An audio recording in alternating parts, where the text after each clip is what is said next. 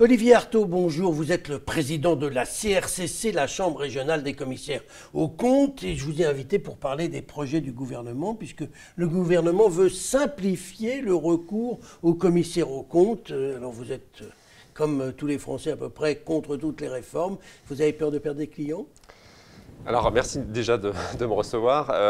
Alors non, on n'a pas peur de perdre des clients, on a surtout peur de perdre des collaborateurs, puisque par définition, le projet du gouvernement qui consiste à rehausser le seuil d'intervention des commissaires aux comptes aurait une conséquence qui serait importante, puisque ce serait la perte de 80% de notre activité, 80% des mandats, ce qui veut dire à peu près 11 000 emplois qui sont menacés dans notre filière. Alors soyons clairs, aujourd'hui on doit faire appel à un commissaire aux comptes pour certifier les comptes à partir de quelle taille d'entreprise et on passerait à quelle taille d'entreprise? Alors aujourd'hui, pour l'essentiel des structures juridiques, puisque ça dépend de la nature de la structure juridique, mais l'essentiel des structures juridiques sont soit des SAS, soit des SARL. Et donc les seuils en termes de chiffre d'affaires, parce qu'il y a 3 seuils, mais le plus important c'est le seuil de chiffre d'affaires, c'est à partir de 2 millions d'euros de chiffre d'affaires pour une SAS et à partir de 3 millions d'euros de chiffre d'affaires pour une SARL, il faut l'intervention de la commission aux comptes. Et le projet du gouvernement, c'est de passer à 8 millions d'euros, c'est-à-dire qu'on multiplierait par 4 le seuil, ce qui est par définition excessivement élevé. Alors pourquoi 8 millions d'euros? Parce que c'est une référence européenne, c'est un seuil européen qui a été essentiellement calé sur la nature du tissu économique industriel allemand, qui n'a absolument rien à voir avec notre tissu français qui est beaucoup plus constitué de TPE et de PME, alors qu'en Allemagne, il y a beaucoup de TI et de grandes entreprises. Olivier Artaud, vous ne trouvez pas quand même que c'est logique de faire en sorte de simplifier la vie des petites et moyennes entreprises ? Tout à fait logique, et on est d'ailleurs partie prenante à cette simplification en tant que commissaire aux comptes et en tant qu'expert comptable, de longue date. On a d'ailleurs participé activement au projet de loi Pacte, puisque en fait cette disposition est prévue dans la loi Pacte qui est portée par Bruno Le Maire. On a fait un certain nombre de propositions sur la création, la transmission, le rebond, à la demande notamment de la députée Olivia Grégoire qui nous avait sollicité. Ce qui est un peu surprenant, c'est qu'on était partie prenante à la simplification et que dans la même loi, sans nous en parler, on supprime 80% de notre business. C'est pas très courtois. Alors dites-moi, est-ce que votre problème, il n'est pas, vous êtes comme les notaires, comme les greffes des tribunaux de commerce, vous allez avoir du mal à faire pleurer sur votre sort? Alors, on n'a pas de doute sur le fait qu'on ne va pas faire pleurer sur notre sort, ça je vous confirme. Vous faites partie des gens qui, dans notre société, vivent très bien.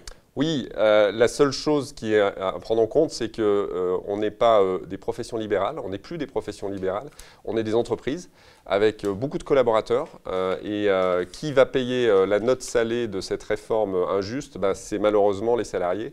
Et c'est pour ça que le 17 mai, nous allons manifester avec nos collaborateurs et avec toute une filière d'étudiants.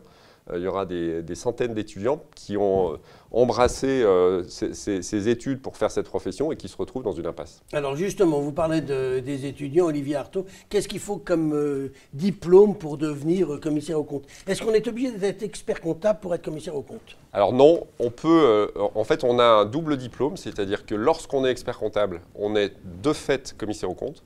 En revanche, on peut obtenir un diplôme de commissaire aux comptes sans être expert comptable. Et dans ce cas-là, il faut suivre quelle filière? Alors en fait, il y a un bac plus 5 classique universitaire donc, de gestion à obtenir. Donc c'est des diplômes qui sont des DCG, des SCG. Et ensuite, on a un stage, un peu comme l'internat de médecine. Donc un stage de 3 années qui est à faire donc, dans un cabinet. C'est-à-dire qu'on travaille et on continue à poursuivre ses études. Et puis tout ça se termine par un diplôme dans lequel il y a notamment la rédaction d'une sorte de thèse qu'on appelle un mémoire chez nous, qui est un gros travail. Donc c'est 8 années pratiquement d'études. Donc quand même un long parcours qui est réputé pour être difficile. On est un métier de besogneux, il faut être très clair, on travaille beaucoup. Et c'est vrai que c'est un peu injuste pour les jeunes générations qui se sont beaucoup investis pour embrasser cette carrière qui existe quand même depuis 1870, mission d'intérêt général. Et alors justement, votre mission, c'est de contrôler les comptes qui ont été établis par une entreprise avec l'aide de son expert comptable. Alors, avec ou sans l'aide de son expert comptable, parce que toutes les entreprises n'ont pas d'expert comptable, notamment toutes les entreprises de taille importante n'ont en général pas d'expert comptable, elles ont des services financiers internes. Nous, on a en tant que commissaire aux comptes 3 missions essentielles. La première, c'est de certifier les comptes pour s'assurer que les comptes sont justes et donc permettre finalement aux entreprises de contracter entre clients, fournisseurs, etc. Dans de bonnes conditions. La deuxième, c'est la prévention des difficultés des entreprises avec l'alerte auprès des tribunaux de commerce lorsqu'une entreprise a des difficultés pour l'emmener le plus tôt possible dans la prévention et éviter qu'elle se retrouve en redressement ou en liquidation. Et la troisième, c'est la révélation de faits délictueux, c'est-à-dire qu'on est un peu le gendarme des entreprises pour s'assurer qu'il n'y a pas de malversation dans les entreprises et sinon on va voir le procureur. D'accord, oui, si je comprends bien, vous êtes là pour dénoncer vos clients qui vous payent quand ils sont mal conduits, bien sûr. Pour dénoncer les clients qui sont malhonnêtes. Voilà. Je vous confirme. Eh bien, nous on restera là pour aujourd'hui. Olivier Artaud, je vous remercie. Merci beaucoup.